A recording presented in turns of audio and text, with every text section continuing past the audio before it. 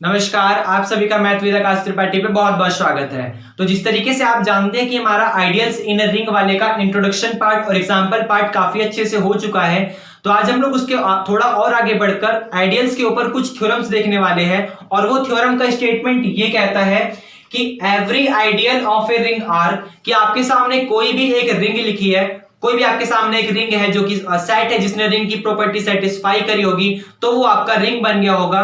तो उस रिंग के अंदर जितने भी आइडियल आते हैं इज ए सब रिंग ऑफ आर, वो सारे के सारे आर के सब रिंग होंगे। मतलब आपके सामने किसी भी एक रिंग में जितने भी आइडियल आते हैं वो सारे के सारे खुद एक सब रिंग होंगे। ये आपको समझ आया? बट लेकिन the converse is not true. लेकिन अगर आप इसका कन्वर्स कर देंगे, कन्वर्स करने का मतलब अपोजिट करेंगे, अपोजिट करने का मतलब कि जितने भी सब रिंग होते हैं वो क्या वो सारे के सारे आइडियल बनेंगे, तो ये कंडीशन इज नॉट ट्रू, ये आपका सही नहीं होगा। लेकिन अगर आप फॉरवर्ड चलेंगे, अगर आप कंडीशन ऐसे वाली देखेंगे कि आपके सामने जितने भी आइडियल होते हैं वो सारे के सारे सब रिंग बनेंगे, तो ये कंडीशन आपके सामने सही होगी। लेकिन जितने भी सब रिंग होते हैं वो सारे के सारे आइडियल बने, ये कंडीशन आपके सामने सही नहीं होगी। ये समझ आया? थ्योरम का फॉरवर्ड स्टेटमेंट बहुत ज्यादा आसान है। क्यों? क्योंकि आप लोग जब हम लोग सब रिंग पढ़ रहे थे तो हम लोगों ने वहां पर एक थ्योरम करी थी।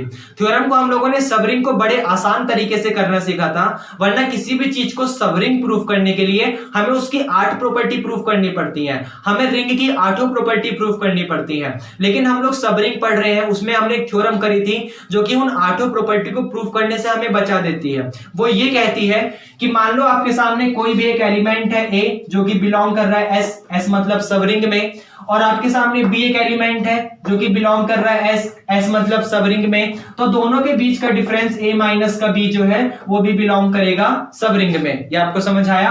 और अगर ए डॉट बी मतलब आपका दोनों का मल्टीप्लीकेशन बिलोंग कर रहा है सब रिंग में, तो आप कंडीशन कह दोगे, अगर ये कंडीशन सेटिस्फाई हुई, अगर ये प्रॉपर्टी सेटिस्फाई हुई, तो आप कह दोगे कि वो आपका सब रिंग बन जाएगा। तो यहां पर हम लोग आइडियल वाले में यही काम करेंगे। कैसे?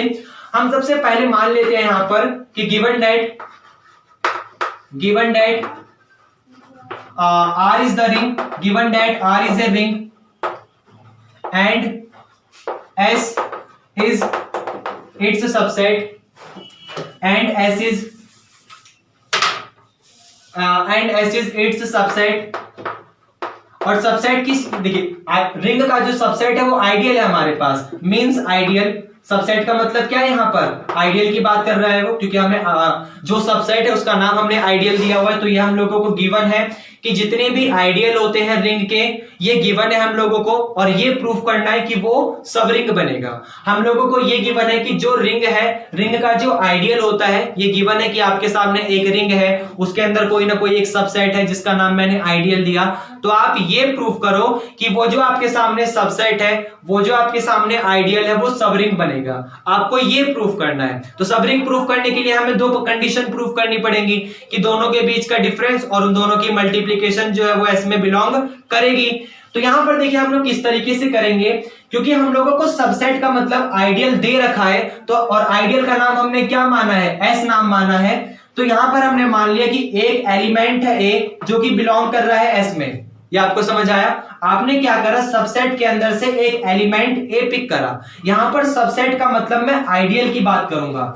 तो आपने आइडियल के अंदर से आपने क्या करा? उस आइडियल के अंदर से एक एलिमेंट ए को पिक करा, और अगली बार उसी आइडियल के अंदर से मतलब उसी एस के अंदर से, क्योंकि आइडियल का नाम मैंने यहां पर एस दिया है, और वो यही बात भी कर रहा है कि every ideal of a ring, किसी भी एक रिंग का जो आइडियल होगा, इसका मतलब वो सबसेट की बात कर रहा है, तो उसी का नाम मैंने यहां पर एस दिया है। बहुत सारे ऑथर क्या करते हैं कि उसका नाम आई देते हैं आइडियल का, क्योंकि वो आई से स्टार्ट हो रहा है। लेकिन यहां पर कुछ बहुत सारे ऑथर जो है वो एस को नाम देते हैं। जैसे मैं आर कुमार को फॉलो करता हूं तो वो नाम एस देते हैं। हर्मिटियन जो है वो मतलब काफी अच्छे ऑथर, बहुत ज्यादा एब्स्ट्रैक्ट अलजेब्रा के गॉड कहा जाता है उनको, वो नाम आई देते हैं। तो ये ऑथर की अलग अलग कंडीशन है। वैसे नाम से कोई कंफ्यूजन नहीं होना चाहिए, क्योंकि हर एक ऑथर जब अपने स्टेटमेंट स्टार्ट करता है तो वहां पर वो लिख देता है कि here I will denote ideal by the I, and कोई लिख देता है कि here I will denote ideal by the S. तो आपको नाम में कंफ्यूजन नहीं होना चाहिए, क्योंकि मैं यहां पर बात कर रहा हूं कि एस का जो मतलब है मैं उसको आइडियल से ही डेनोट करूंगा। ये आपको समझ आया? तो ए एक एलिमेंट है जो कि बिलोंग कर रहा है एस के अंदर, और मैंने क्या करा, एक एलिमेंट और पिक करा बी जो कि बिलोंग कर रहा है एस के अंदर। मैंने एस के अंदर से कोई दो एलिमेंट यहां पे लिए, ये आपको समझ आया। अब देखिए मैं किस तरीके से दिखाऊंगा, क्योंकि मुझे उसको सबरिंग दिखाने, तो सबरिंग दिखाने के लिए मेरे को ये दो प्रॉपर्टी प्रूफ करनी पड़ेगी। और आइडियल में मैं जानता हूं कि अगर कोई भी चीज आपके सामने आइडियल है और आपने उसके अंदर से दो एलिमेंट पिक करे, तो क्योंकि वो आइडियल है इसका मतलब उन दोनों के बीच का डिफरेंस जो है वो भी एस के अंदर बिलोंग करेगा। ये आपको समझ आया। अगर ए एस के अंदर बिलोंग कर रहा है और बी आपका एस के अंदर बिलोंग कर रहा है, तो दोनों के बीच का डिफरेंस जो है वो भी एस के अंदर बिलोंग करेगा, बिकॉज ऑफ आइडियल, क्योंकि ये आइडियल वाली कंडीशन कहती है। आइडियल में सबसे फर्स्ट प्रॉपर्टी यही होती है कि सबसेट के अंदर से, जो आपका नॉन एम्प्टी सबसेट है उसके अंदर से आप कोई भी दो एलिमेंट पिक करोगे तो दोनों के बीच का डिफरेंस जो है वो इसके अंदर बिलोंग करना चाहिए। ये आइडियल वाली कंडीशन कहती है। ये आपको समझ आया।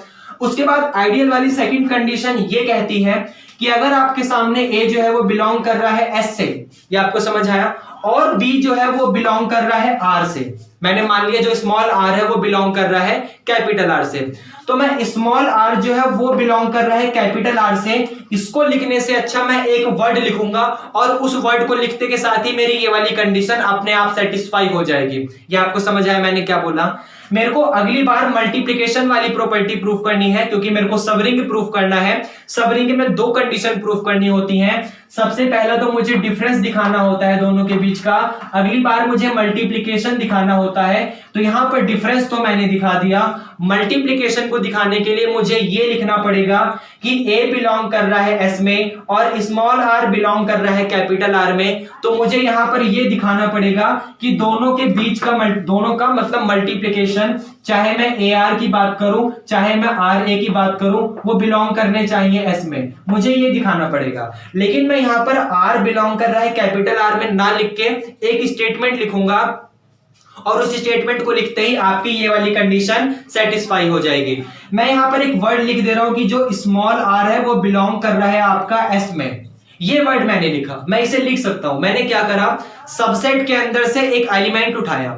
अब वो जो एलिमेंट है आप जानते हो सबसेट छोटा है और रिंग बड़ा है। अगर मैंने इस छोटे वाले के अंदर से एक एलिमेंट उठाया तो वो एलिमेंट जो है बड़े वाले के अंदर ऑटोमेटिकली बिलोंग करेगा। ये आपको समझ आया भाई। मैंने सबसेट के अंदर से एक छोटा सा एलिमेंट ए उठाया, तो वो छोटा वाला एलिमेंट जो है वो एलिमेंट जो है मैंने छोटे वाले सेट से उठाया है। तो भाई सीधी सी बात है ना कि वो एलिमेंट अगर छोटे वाले में बिलोंग कर रहा है तो वो एलिमेंट बड़े वाले में तो ऑटोमेटिकली बिलोंग करेगा।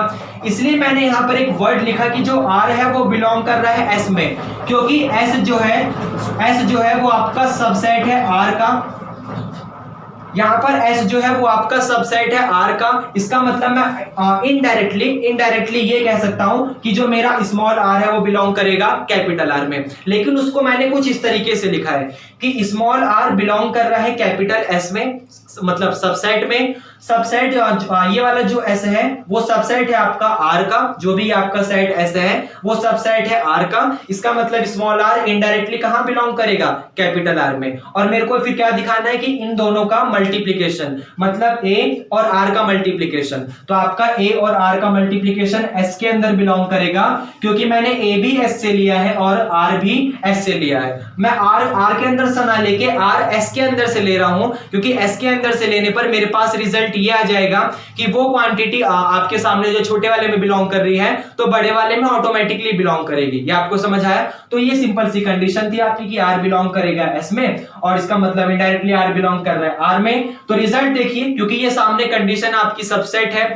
जो आप कंडीशन है वो रिंग है। तो रिंग में आप जानते हो दो चीज का मल्टीप्लिकेशन जो होता है, अगर किसी एक क्वांटिटी से बिलोंग कर रहा है तो वो दोनों के दोनों का मल्टीप्लिकेशन भी उसी सेट से बिलोंग करेगा। तो A भी S से बिलोंग कर रहा है, R भी S से बिलोंग कर रहा है। मैंने दोनों के बीच में लगा दिया क्लोजर प्रॉपर्टी। तो क्लोजर प्रॉपर्टी से मैं कह सकता हूं कि मेरा AR जो है वो भी S के अंदर बिलोंग करेगा। और अगर मैंने पहले R लिख दिया तो कोई फर्क नहीं पड़ने वाला, क्योंकि R भी S के अंदर से है और A भी S के अंदर से है। तो दोनों का मल्टीप्लिकेशन क्लोजर जो RA होगा वो भी S के अंदर से बिलोंग करेगा। ये आपको समझ आया। और जैसे ही मैंने ये अपनी कंडीशन प्रूफ करी, मैं आइडियल वाली कंडीशन प्रूफ कर देता। सॉरी, ये आइडियल वाली कंडीशन से मैंने इस चीज चीज को लिखा, मैंने इस चीज को लिखा आइडियल वाली कंडीशन से। मुझे प्रूफ करना था सब रिंग, और सब रिंग की कंडीशन ऑटोमेटिकली प्रूफ हो चुकी है, क्योंकि मेरे को एक क्वांटिटी चाहिए थी a माइनस बी वाली, वो वाला रिजल्ट मुझे यहां मिल गया। अगला रिजल्ट चाहिए था मुझे मल्टीप्लीकेशन ए बी टाइप का, वो वाला रिजल्ट मुझे यहां मिल गया। ये आपको समझ आया? और जैसे ही ये दोनों के दोनों रिजल्ट प्रूफ हुए, मैं साफ साफ कह दूंगा कि मेरा जो आइडियल है वो एक सब रिंग बन गया, क्योंकि आपके सामने आइडियल वाली कंडीशन के अंदर ही सब रिंग की प्रॉपर्टी रखी हुई है। सब रिंग में आपको दो ही रिजल्ट चाहिए, पहला डिफरेंस वाला, दूसरा मल्टीप्लिकेशन वाला, और ये दोनों के दोनों रिजल्ट आपके आइडियल में रखे हुए हैं, क्योंकि आइडियल में आपके सामने यही तो कंडीशन आती है कि ये बिलोंग कर रहा है यहां पर, ये बिलोंग कर रहा है यहां पर, और यही कंडीशन तो आपको सब रिंग में भी चाहिए। तो वही सेम टू सेम कंडीशन उठा के वहां दे दो, क्योंकि आइडियल आपको वो कंडीशन दे रहा है, सामने वाला बंदा सब रिंग आपसे वही कंडीशन मांग रहा है, तो यही कंडीशन को उठाओ और उसे उठाकर दूसरी जगह सब रिंग के अंदर दे दो। ये आपको समझ आया? बस इतना सा यहां पर मेन चीज था ये वाला कि R बिलोंग कर रहा है S के अंदर। ये आपको समझ आया? इसको मैं इस तरीके से भी बोल सकता हूं, देखिए इस तरीके से कि मान लीजिए कोई आपके, देखिए किस तरीके से, मान लीजिए आपके सामने कोई एक बड़ा रिंग है R, ठीक है, इस तरीके से बोल सकता हूं, कोई आपके सामने एक बड़ा रिंग है R, उस बड़े रिंग के अंदर कोई ना कोई एलिमेंट बिलोंग करता है, तो क्या वो उस सबसेट के अंदर बिलोंग करेगा? इसको सोचिए बात को, कि आपके सामने कोई एक बड़ा सा रिंग है R, मैंने इस एग्जांपल लेता हूं शायद आप समझ जाओ, क्योंकि हो सकता है बिगिनर ना समझे। मैंने मान लिया मेरे पास एक बड़ा सेट है यहाँ पर 1 2 3, ये आपको समझ आया, और एक छोटा सेट है यहाँ पर 1 2। तो क्या बड़े सेट के अंदर अगर कोई एलिमेंट बिलोंग कर रहा है, तो क्या वो छोटे सेट के अंदर करेगा? भाई हो भी सकता है बिलोंग करे, हो भी सकता है कि ना करे, क्योंकि देखो 3 यहां बिलोंग कर रहा है, यहां नहीं कर रहा। लेकिन जिस तरीके से मैं हर बार बोल रहा हूं कि अगर कोई क्वांटिटी छोटे सेट के अंदर बिलोंग कर रही है, इसका मतलब वो बड़े सेट के अंदर ऑटोमेटिकली बिलोंग करेगी। तो आपके सामने रिजल्ट आ जाएगा कि अगर कोई क्वांटिटी छोटे सेट के अंदर बिलोंग कर रही है, तो वो बड़े सेट के अंदर ऑटोमेटिकली बिलोंग करेगा। तो स्मॉल r आपका जो है वो बड़े सेट में पूरे के पूरे में ऑटोमेटिक, क्योंकि मेरे को ये चाहिए 1 2, तो ये 1 2 जो है ये ऑटोमेटिकली 1 2 3 में बिलोंग कर रहा है। तो यही तो चाहिए कि जो स्मॉल r है वो कैपिटल S में भी है, और इनडायरेक्टली स्मॉल r आपका कैपिटल R में भी है, और आपको इन दोनों का मल्टीप्लिकेशन ही पकड़ना था। तो आपने AR ले लिया जो कि बिलोंग कर रहा है S में। आप RA भी ले सकते थे, क्योंकि R भी S का एलिमेंट है और A भी आपका S का एलिमेंट है। ये आपको समझ आया? और इन दोनों प्रॉपर्टी से आपने सब रिंग वाली प्रॉपर्टी को प्रूफ कर दिया। मतलब आपकी जो फॉरवर्ड कंडीशन थी, जो आपका स्टेटमेंट था, वो प्रूफ हो गया। आधा स्टेटमेंट, आधा अभी बचा हुआ है, कह रहा है but the converse is not true, लेकिन जो इसका कन्वर्स है, जो इसका अपोजिट वर्जन चलेगा, वो ट्रू नहीं होगा। अब देखिए किसी भी चीज का स्टेटमेंट प्रूफ हो जा रहा है, लेकिन उसका कन्वर्स ट्रू नहीं है, तो हम लोग क्या करते हैं, एक एग्जांपल देते हैं। एग्जाम्पल इस तरीके से देंगे जहां पर हम लोग ये बता देंगे, काउंटर एग्जाम्पल देते हैं। जब भी हमें किसी भी चीज का कन्वर्स जो है उसे ट्रू नहीं दिखाना, तो हम लोग काउंटर एग्जाम्पल देते हैं। किस तरीके से, देखिए यहाँ पर आपके सामने ये जो जेड है, कन्वर्स में क्या बोल रहा है कि कोई एक सबरिंग है लेकिन वो आइडियल नहीं होगी। आपके सामने कोई भी चीज एक सबरिंग तो हो जाएगी, लेकिन वो आइडियल नहीं होगा। तो मैंने मान लिया मेरे पास जेड जो है वो सबरिंग है प्लस वाले ऑपरेशन के साथ, और अगली बार मैंने यहां पर मान लिया, मतलब प्लस डॉट दोनों आता है ना सबरिंग में, तो प्लस बी डॉट बी।